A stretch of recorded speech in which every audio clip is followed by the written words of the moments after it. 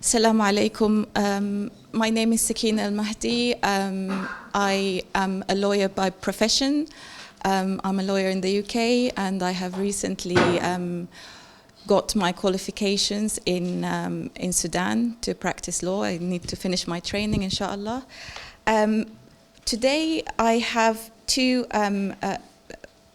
parts to my contribution, and it's from the reading material that we have been sent.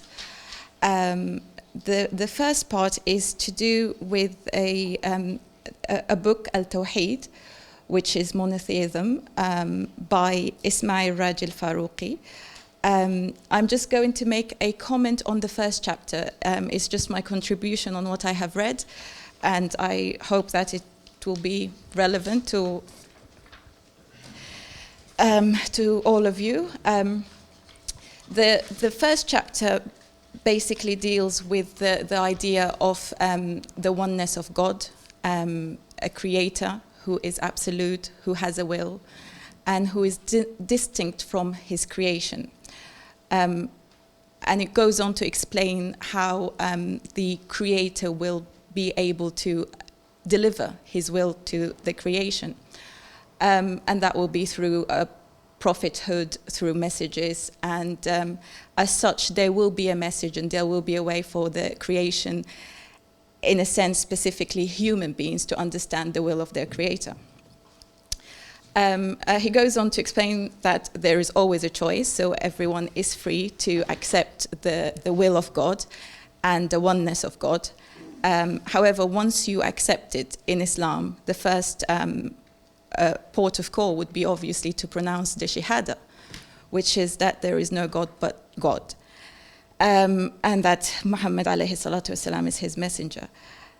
That in itself is not the end of Tawheed. The first chapter is basically describing how Islam has contributed to the world in the sense of their understanding of the transcendence of the Creator and the will of God. The first chapter also focuses on the vicegerency of human beings in the world. Therefore, they have received the will of God, they've accepted it, they have pronounced their Shahada. Then they become bound by a covenant. There is a ahd, something that they are bound to perform, and until basically the day they, as obviously the concept of life and death is part of the Iman as well, until the day they meet his face. My contribution is really regarding the very last chapter, the very last paragraph on the first chapter, page 15. I will read what the writer has written, and then I will say what I have understood from it. So regarding the performance of a person of his duties towards God, he goes on to say, he knows that as a man he stands alone between heaven and earth, with none but his axiological vision, his understanding of what's morally good and bad, to show the road. This will to commit his energies to the task and his conscience to guard against pitfalls. His prerogative is to lead the life of cosmic danger, for no God is there to do the job for him. Not only is the job done if and when he has done it for himself, but he cannot withdraw. His predicament, if he has any by nature, is that he must carry the divine trust to complete realization or perish as a Muslim in the process. Surely tragedy lurks behind every corner in his path, but that is also his pride. As Plato has put it, he is doomed to love the good.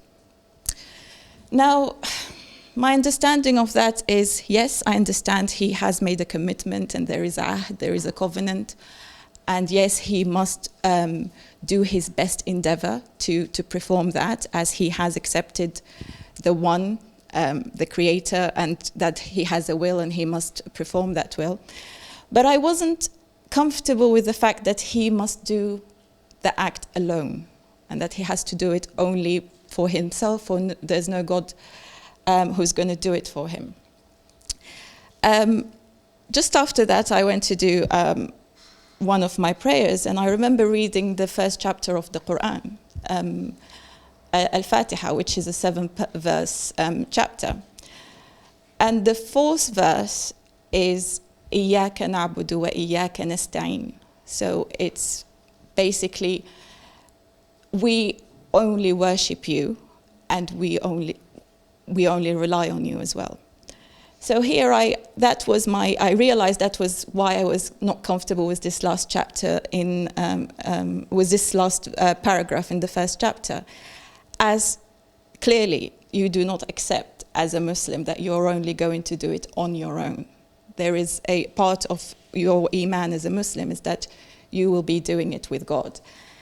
And somehow I thought maybe that that idea of the burden of your trust from God, or the responsibility that you've received from God, is somehow relevant to maybe Christianity, to the crucifixion, and that somebody will be chosen to suffer for the sins of others. I don't know, that was my understanding, but I really did not feel that was part of the Muslim's faith.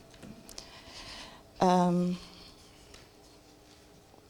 had another part, but I don't know how long have I got. 3 minutes. So I'm going to leave it. It's not going to work in 3 minutes. 3 minutes, go ahead. Okay, so it's an input regarding the abstract that we've received regarding Ijtihad in the email. It seeks to define Ijtihad as a term, and I think my contribution is that the term of the concept itself is not particularly important, whether it's Ijtihad, whether it's reform. It's actually something else that has to be introduced and accepted as part of that process that is more important than what do we call it and how do we define it. In the abstract, it's defined, Ijtihad is defined as it's the individual's intellectual, spiritual, and practical effort to understand the revelation and the universe. That is what Ijtihad is defined as. And also, the need for Ijtihad in this modern day is obviously to try and use the text that we have and the sources that we have and our own abilities and means to be able to cope with the everyday universal problems. That is a definition for Ijtihad, but I think it's not conclusive as a definition of Islamic Ijtihad.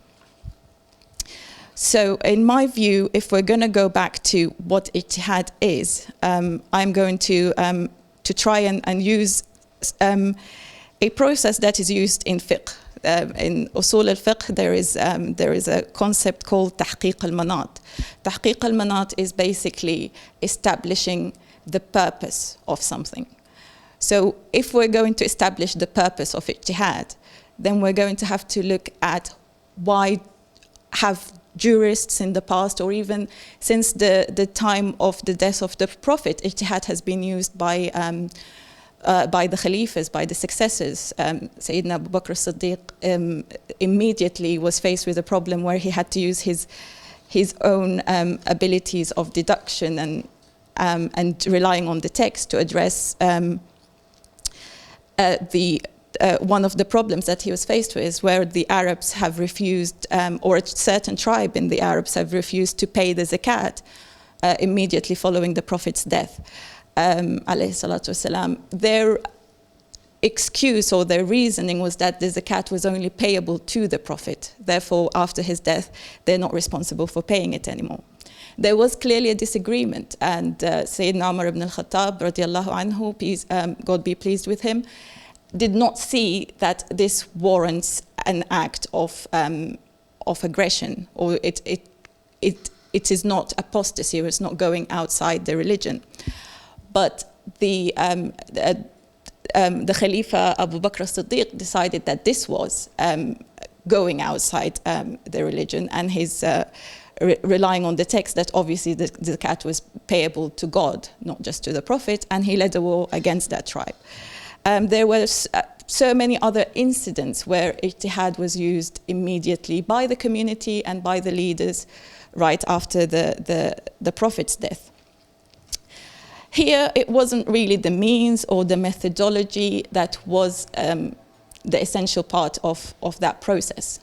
It was the, I'm going to use another example just to explain. Do I have time? Half a minute, okay. Okay, so I am going to leave the, well, I think the example will be useful because it will also explain how ijtihad is used by the jurists, for example. And the purpose normally is to find out whether a certain issue is halal or haram, or to give a judgment over something. That is traditionally what's understood as the goal of ijtihad. So, for example, alcohol has received a ruling in the Quran that it's forbidden. And throughout the time since the Prophet up until now, there have been different changes in elements that would have caused the same problem as alcohol. And therefore, jurists had to perform their own ijtihad to find out whether, relying on the text, they can actually apply the same concept to, for example, drugs have received the same ruling as alcohol as being haram, and that's because they have attached to it the same illah or the same cause as alcohol. So alcohol was not forbidden because it's a drink or because it's made from dates. It was forbidden because it intoxicates the mind. So as a result, they have attached that to drugs. They've attached it to wine as well, because wine is not forbidden in the Quran as such. It's al-khamr. Is it just wine is forbidden? Okay.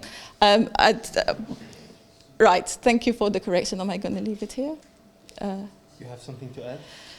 It's actually a lot longer than that. My conclusion is that the goal of ijtihad is not necessarily finding out whether something is haram or halal, whether using a certain methodology or relying on a school or following a certain jurist.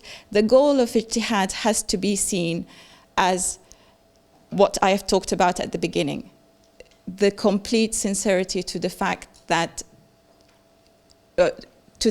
you are performing this task for God. So your goal of ijtihad is to please Him, not to end up with whether something is halal or haram, and not whether to use the means that have been used in the past.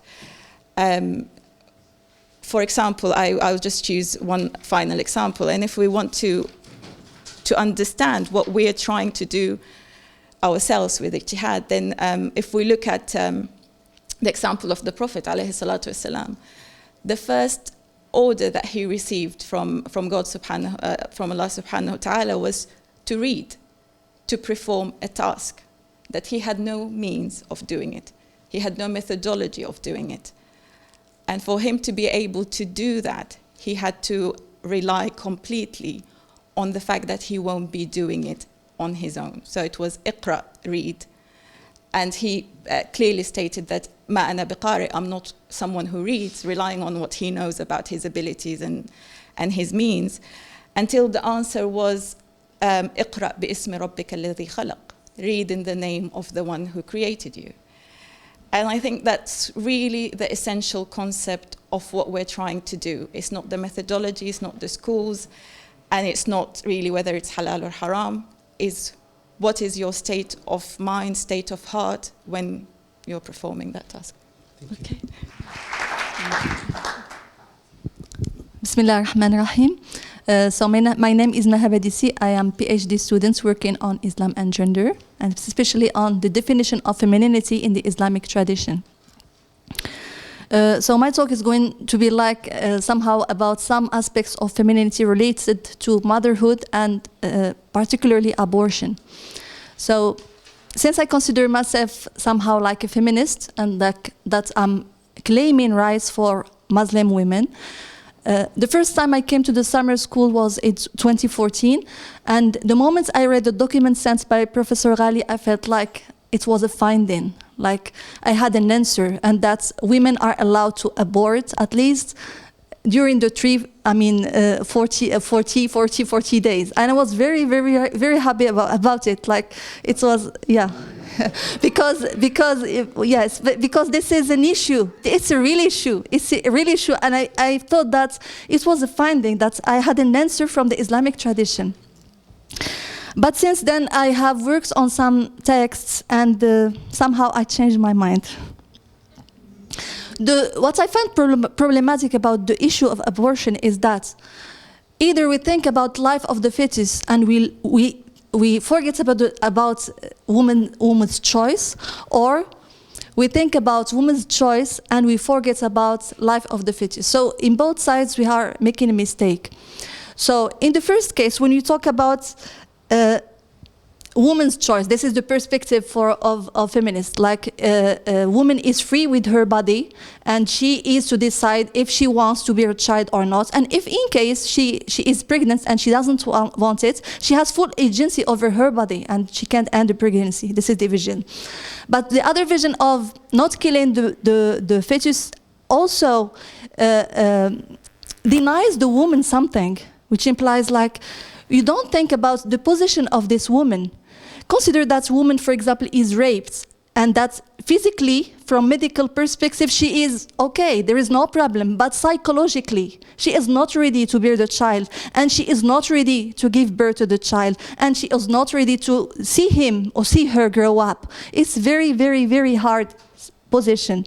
And this is not, unfortunately, it's not only related to rape, it's also related sometimes to marital violence, where women are getting raped inside marital relationships, and that, well, what is her position? Is she like a human being comfortable with her pregnancy? This also causes me some trouble. So I think like when we think about the issue of abortion, we have to think about the baby growing inside the human body. So here we have two lives, not only one. And we have to take both into consideration. So I wrote an article about motherhood, and I stopped on the verse which says أعوذ بالله من الشيطان الرجيم ووصينا الإنسان بوالديه حسنا حملته كرها ووضعته كرها. So I didn't find the translation. I was looking into my papers, but I think it's in pain did she bear the child, and in pain did she give birth. So here you're talking about karh. And the word karh, as I tried to find the meaning in various commentaries, but also in dictionaries, means that she is in a position that she cannot escape. Like she is jailed in something. She cannot escape her position. And the word karh is also used in the verse about jihad. كتب عليكم القتال وهو كره لكم وعسى أن تكرهوا شيئا وهو خير لكم. But here we have كره لكم. Korh and karh, there is difference between the two. Korh means that you are compelled to do something, but you can still escape, which implies like it is something where you have intention. If you want to escape, you can. But with motherhood, you cannot escape. Like when a woman is pregnant, the baby is inside her body, and she's like in a position not having a choice. So if we consider this from this perspective, it means that with motherhood, women are in such a position with pregnancy and childbirth that they do not have a choice with regards to their procreative action or function. Once a woman is pregnant, she is in the obligation of going through the whole experience of pain without having a possibility of escaping her hardships. The only way for her would be to abort the fetus and end her pregnancy. But this is also an issue, because this would still make her go through all the bodily pain that are related to abortion, besides psychological effects. And here I found many books which give testimonials about abortion and how abortion really affects a woman's psychology and woman's body. So I have many references. I can just state Beyond the Hidden Pain of Abortion, Women's Health After Abortion, the medical and psychological evidence. And here there are many side effects. I'm going to state some. Suicide, mental health problems, major depression, anxiety disorder, drug dependence, prematurity in following pregnancies, lower fertility after abortion, link between induced abortions and subsequent breast cancer, 3% increased risk. So, and complications. So I think that like it's not an easy issue. Like I'm not thinking about the baby to die and the woman just to stop her pregnancy, because here when we are stopping, in fact, the life of the baby, we are also stopping the process which is going on with the woman's body. Like she's ready to go through the whole process of pregnancy and to give birth to a baby. She is it's a function, and you cut it somewhere. And being a mother, and I have gone through many pregnancies, but also miscarriages, I can tell you that miscarriages are more difficult, and you feel really more pain and psychological effects than pregnancy, knowing that it was like natural. It was not like something you decide to kill your own child, which is like something very, very hard for a woman who feels love for her baby anyway, even if he doesn't see light. So this implies that abortion keeps the woman in the position of karh, which implies حملته كرها ووضعته كرها. Even if she goes to abortion, she's still in karh because she's going through complications which are not easy. And so the condition of women, or the condition of femininity, imposes on women such things. Now this is the difficult part. The nice part about it is that I try to read through Surah Al-Mumtahana, what is known as Bay'at Nisa. And well, I found something which is, I think it's worth sharing, because it's emancipating women. So the Bay'at Nisa in Surah Al-Mumtahana, in Bay'at Nisa, you find the concept of Bay'ah. So the concept Bay'ah linguistically is from the radical Ba'a, to buy or to sell, and is used with the meaning of a contract, a pact, or an agreement between the Prophet ﷺ and the believers.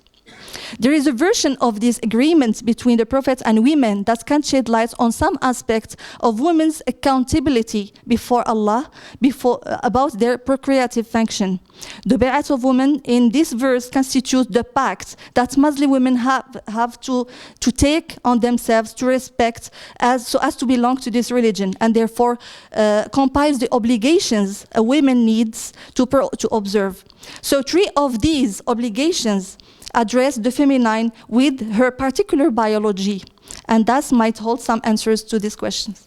So the Quran reads, O prophets, when the believing women come to you, pledging to you that they will not associate anything with Allah, nor will they steal, nor will they commit unlawful sexual intercourse, nor will they kill their children, nor will they bring forth a slander they have invented between their arms and their legs, nor will they disobey you in what is right, then accept their pledge and ask forgiveness for them of Allah. Indeed, Allah is forgiving and merciful.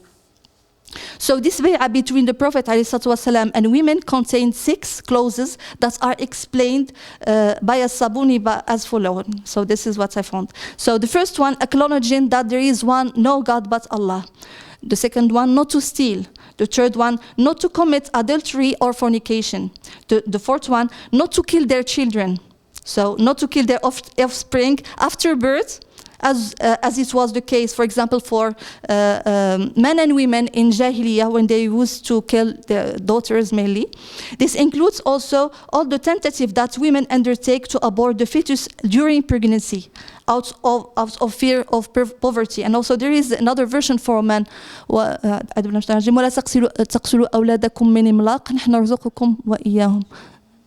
خشية إملاق, yes. ولا تقتلوا أولادكم خشية إملاق نحن نرزقكم وإياهم. Don't kill your children, your offspring out of fear or for fear of poverty. Allah provides for you and for them. So, and then the fifth clause is not to claim that an adopted child is the offspring of a husband. This is يفترينه بين أيديهن, which implies that a woman, for example, during her husband's absence, she brings a child from another woman or from hospital, and she claims that it's his own child. This is بين أيديهن. Then بين أرجلهن, it's she commits fornication and just pretends that the baby is her husband's while he is not actually. Not to and the last one, not to disobey the prophet in what is right. So half of the necessary behaviors to observe for Muslim women are related to their sexuality and procreative function. Muslim women are requested not to commit fornication, which restricts sexuality to marital relationships. They are forbidden from killing their offspring and are accountable before Allah for their claims about the patriarchal or affiliations of their children. So being a Muslim woman, as enhanced in these verses, implies to respect the divine law by being careful about the right way to deal with the procreative function, which begins with the restrictions on sexual intercourse that can take place only between spouses. Nothing is said in this verse about women undertaking special contraceptive measures so as not to bear children. So there is a quote: the Quran does not say anything about contraception. And in many hadiths, the Prophet condones the use of coitus interruptus, withdrawing before ejaculation, with the absence of an explicitly religious provision. Muslim jurists were able to argue that contraception was proper by using the method of reasoning and analogy, or qiyas. Sterilization through tubal ligation, or, for example, was not condoned since considered as causing permanent infertility. So, after intercourse, in case of conception, the woman becomes responsible of the fetus inside her womb and her pregnancy. The rule is that she is forbidden from killing the child through abortion, unless there are some special cases. And after birth, and then after birth. So I'm finishing this. So this action being related to the secrecy of the feminine biology can happen without the husband's knowledge, making the woman totally responsible about what occurs with her body, which implies that she cannot birth and the husband has no idea about it. It's really something secret and intimate. Besides, the woman is in the position of claiming a child to a father that is not his, being the only one aware about her intimate procreative function. So these verses shed light on an important aspect of femininity that is related to her biology, but also accountability and responsibility before Allah as mustakhlaf or mukallaf. So though society can constrain women's movements and oblige them to abide by social norms, women are still able to undertake illegal actions. That's what happened with abortion, Huda was talking about in Morocco. Women do abort anyway. Even if it's illegal, they find a way to do it. And she can do it even without, so she has to be really responsible for herself. So I finish with the idea I was sharing with you the last day, that we are claiming for women emancipation, spirituality for emancipation. And, well, this emancipation is like knowing what is really what she is intended to do, what is really her responsibility, and being able to see and to consider that she is accountable only before Allah subhanahu wa ta'ala. And this is really emancipation which leads to spirituality. And thank you. Barakallahu fikum. Wallahu alam. With regards to your question, I didn't limit Ijtihad, in fact, to an effort of understanding that I did say that we did explore so many aspects of Ijtihad, and we have gone into the methodology and discourse, and the fact that in order to perform the process of Ijtihad, you have to rely on your intellectual and spiritual, so on and so forth. I don't remember saying that I wanted to limit it. I wanted to go back to the goal of Ijtihad, and in a sense to to understand why we're doing that process, we have to go back to the goal in anything we do as Muslims, which is a tawheed, which is your sincerity to not what you're going to end up with. Because if you know what you're going to end up with, there is no point to doing the whole process of ijtihad. For example, I will use one illustration that I've just come across in my recent exams in Sudan. The jurists have got together to look into a problem that the society was experiencing, and they have gone back to the schools, they have gone back to the traditions, they have followed all the set and well-tried and known avenues of ijtihad to try and reach a decision on whether female genital mutilation should be a crime or not.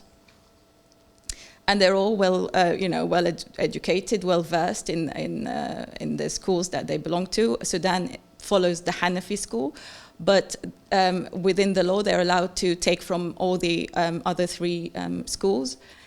And they have done their process, and they've come up with the conclusion that it was actually okay, and therefore it's not a crime in Sudan, because their understanding was that it was a socially acceptable urf. And they went back to the text and the sources, and they have found in the Sunnah that it's acceptable. And so that's an end of ijtihad that is so un-Islamic and it's so undesirable. So unless we actually take the definition of ijtihad back to the concept of, and that's why I used the example of the Prophet and the first revelation that he received, as to really, this is our first port of call. This is what we need to focus on as people who intend to perform ijtihad in their areas of expertise and various disciplines. Thank you.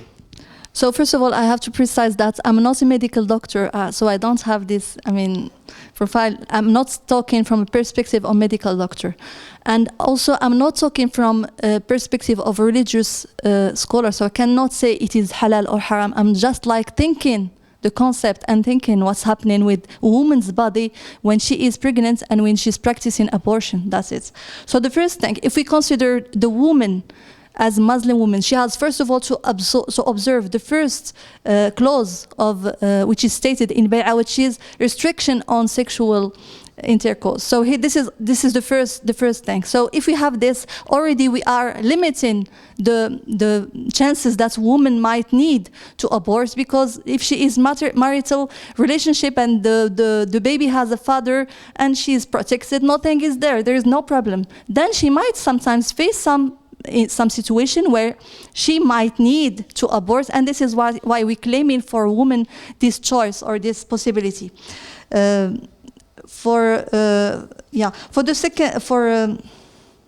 Yes, and this is why I think that at least in Muslim majority countries, abortion has to be just permitted for women. And what is important here is that woman has to feel like she is responsible before Allah subhanahu wa ta'ala, because she might be able or be really physically and psychologically strong and not feel any complications. But what if she is a faithful woman and she feels that she has done something which is against divine will, and she's killed her baby, and she's going to face, well, her fate as a Muslim woman who has done something wrong. And this is why I believe really that it's really important for every woman to consider this as something related to her personally, and not part of an authority which is just imposing on her choice either to abort or not to do. She has to decide for herself according to her own case and how she feels with the pregnancy. So the first, the last thing you talked about karh and kor. So it's okay if you have kor in both. At least it elevates pregnancy to the level of jihad, so which implies it becomes a very valuable spiritual endeavor from women, and this is something very good, and we have to be very proud even if we don't abort and we go through very difficult situation, just to give this for the sake of Allah subhanahu wa ta'ala. Thank you.